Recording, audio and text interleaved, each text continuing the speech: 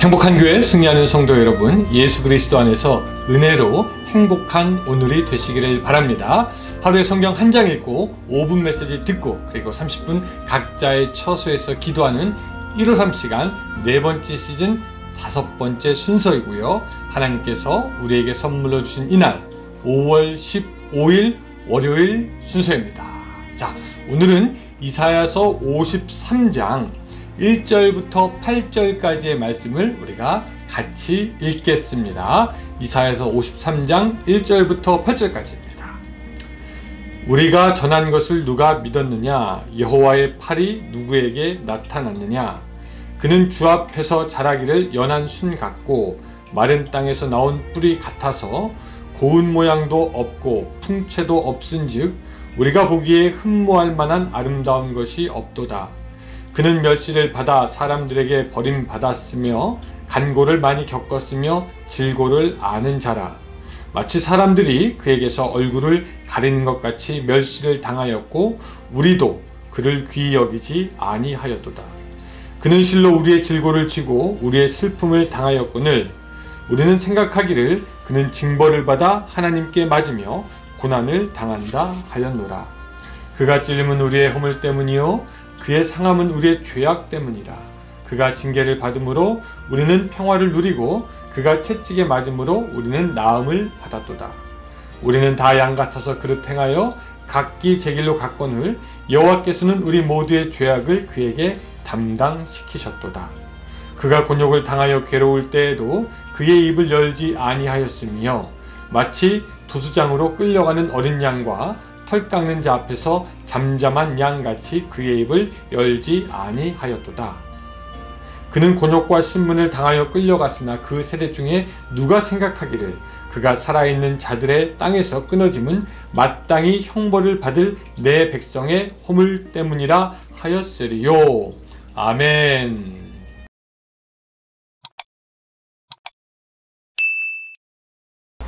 오늘 우리가 읽은 이사야서 53장은 너무 유명한 본문입니다. 아마 적어도 1년에 한 번은 우리가 꼭 읽게 되는 그런 본문이고요. 거의 모든 교회가 고난주간에 묵상을 하며 알게 되는 본문이기도 합니다. 이 본문에는 예수님에 대한 직접적인 예언을 하고 있는 그런 모습들이 나오고요.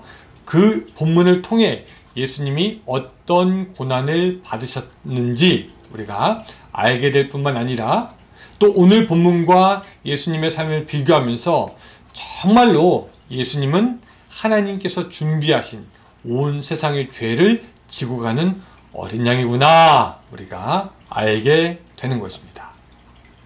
저는 오늘 본문을 보면서 예수님이 얼마나 세상과는 반대되는 길을 걸으셨는지 다시 한번 보게 되었습니다.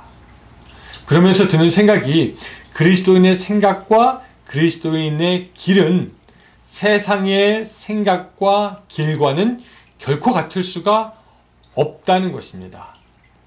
물론 그리스도인들도 상식이 있고 이 세상을 살아가면서 지켜야 하는 법과 질서 우리가 물론 존중하지만 우리 믿는 사람들의 길은 세상 사람들의 길과 같지 않습니다. 여러분 세상은 이야기하지 않습니까? 야, 그래도 자기 밥그릇은 자기가 챙겨야지 네 밥그릇은 네가 챙겨야지 라고 이야기합니다. 뭐 이게 자기 앞가림을 하라는 말이겠죠. 자기의 것은 자기가 챙길 줄 알아서 손해가 없어야 돼 뭐 이런 말이 될 것입니다. 그러나 오늘 본문에서 예수님은 자기 밥그릇 챙기는 것이 아니었습니다. 오히려 본인은 깡통이 되면서 다른 사람의 것을 챙기고 다른 사람을 위해서 삶을 살았다는 것을 우리가 보게 됩니다. 자, 5절. 그가 찔림은 우리의 허물 때문이요 그의 상함은 우리의 죄악 때문이라. 그가 징계를 받음으로 우리는 평화를 누리고 그가 채찍에 맞음으로 우리가 나음을 받았도다. 자기 일도 아닌데 찔리고 자기 일도 아닌데 상하고 자기 일도 아닌데 징계를 받았다라는 겁니다. 자기 밥그릇 챙기는 거랑 전혀 상관이 없죠.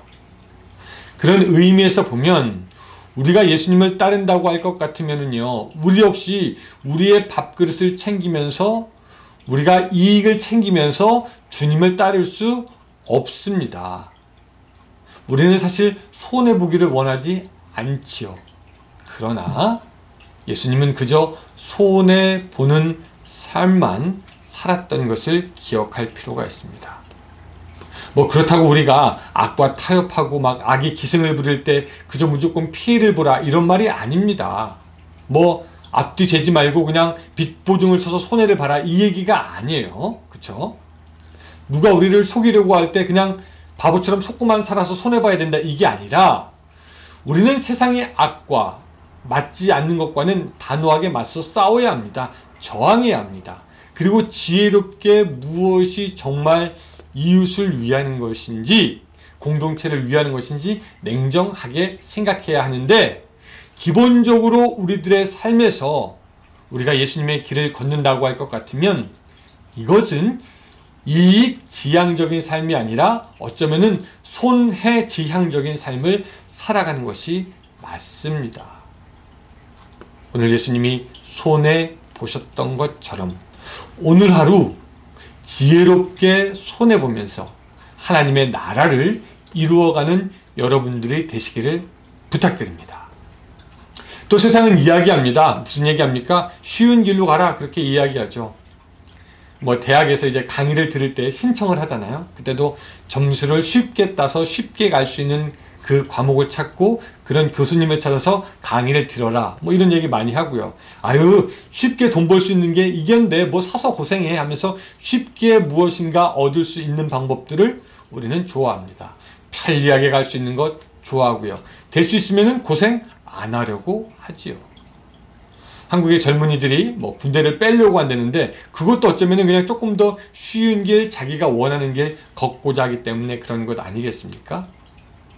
근데 예수님은 쉬운 길로 가는 것이 아니었습니다. 옳은 길로 가셨던 분입니다. 그래서 6절에 보면은요 이렇게 나와 있죠. 우리는 다 양 같아서 그릇 행하여 각기 제 길로 갔거늘 여호와께서는 우리 모두의 죄악을 그에게 담당시키셨도다.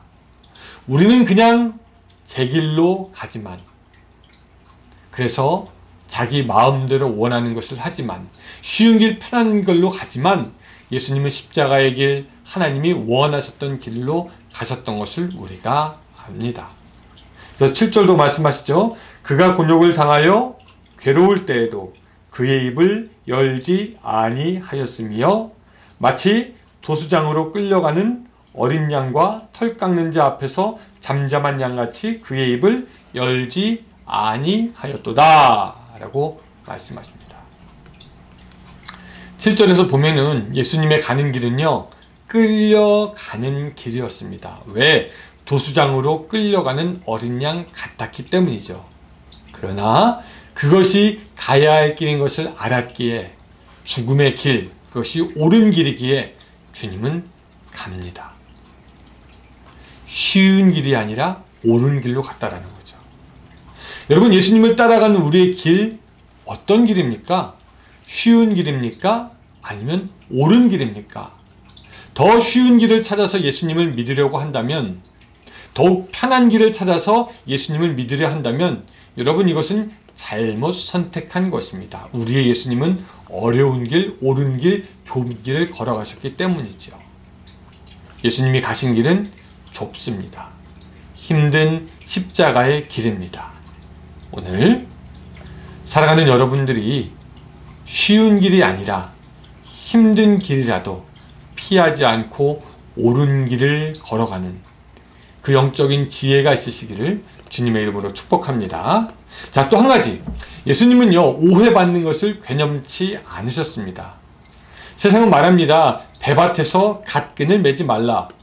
무슨 말입니까? 야, 오해받을 만한 일 하지 마. 다른 사람들이 너 지켜보는 것 좀 생각해야지. 그러나 우리 주님은 하나님의 뜻을 이루시기 위해서 오해받고 멸시받는 것 문제 삼지 않으셨고요. 다른 사람들이 어떻게 보는 것인지 신경 쓰지 않으셨습니다. 자, 8절 보면은요.